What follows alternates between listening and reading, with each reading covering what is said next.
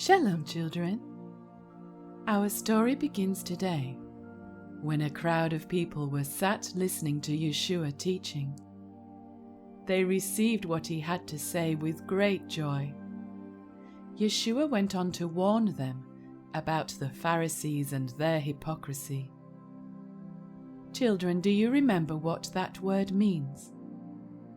Hypocrisy is saying you believe in one thing, then doing something else.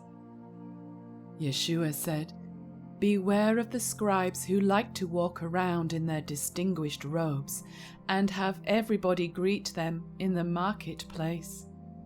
They love to sit in the best seats in the synagogue and in the highest place at the feasts.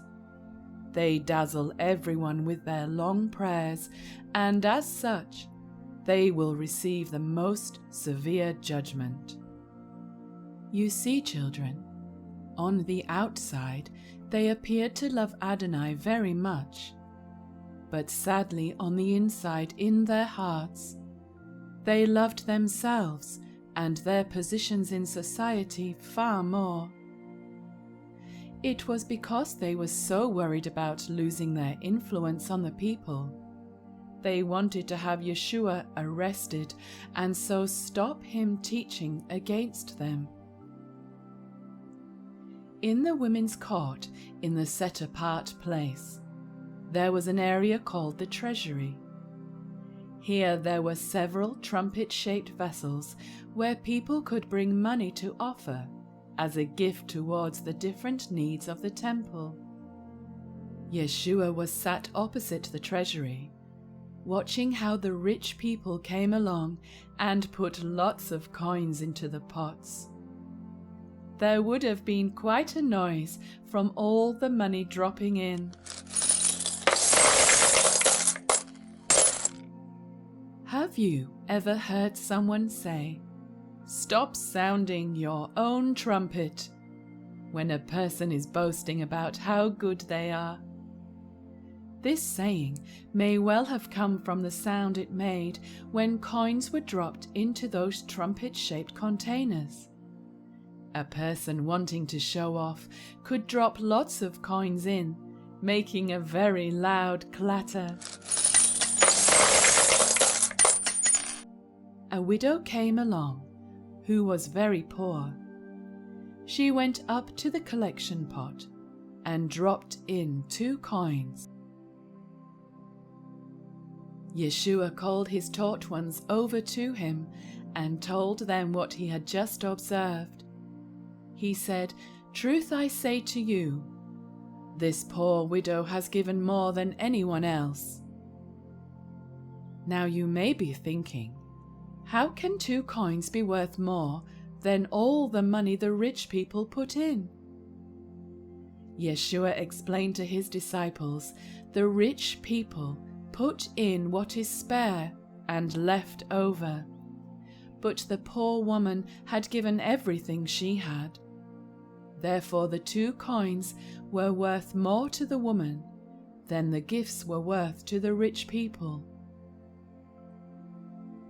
Yeshua then stood up and spoke in a loud voice for everyone to hear. The scribes and the Pharisees sit in the seat of Moshe. Do whatever they say when they are sat there and teach the instructions of Adonai. But do not do what they do, because they teach the words of Moshe, but they do not do the words of Moshe. He continued, "They put a heavy burden onto men's shoulders, which are far too great for men to bear. They do all their works, so men will see them and praise them. They love to be called Rabbi, Rabbi by the people. But we are to serve one another. And when we do not, the greatest amongst us will be humbled, and those who humble themselves will be lifted up." He finished by announcing, "Woe to those blind leaders." When speaking about heavy burdens, Yeshua was referring to the extra laws the Pharisees had put the people under. You see, they had created a fence around the Torah with their laws, thinking this would help the people to keep Adonai's instructions properly.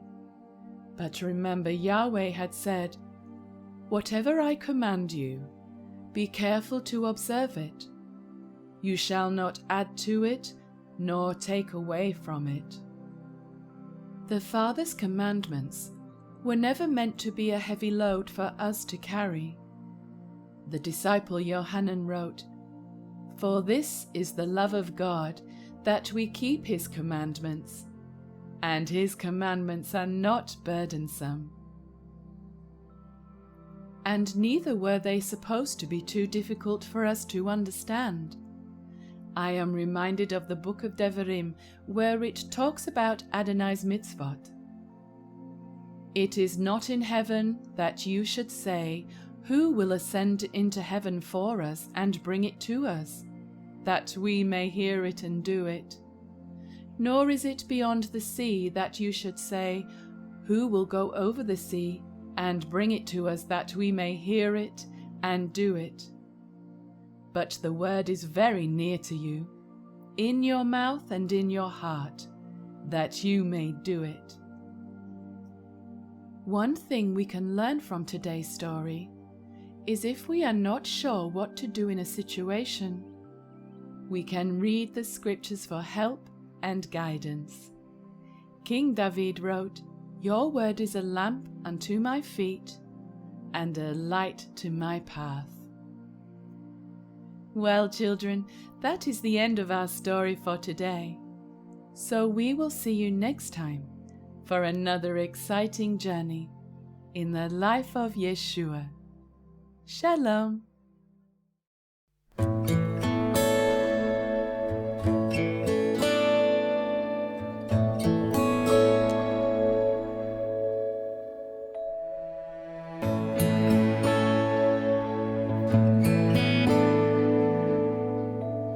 Yahweh is my light. Yahweh is my salvation.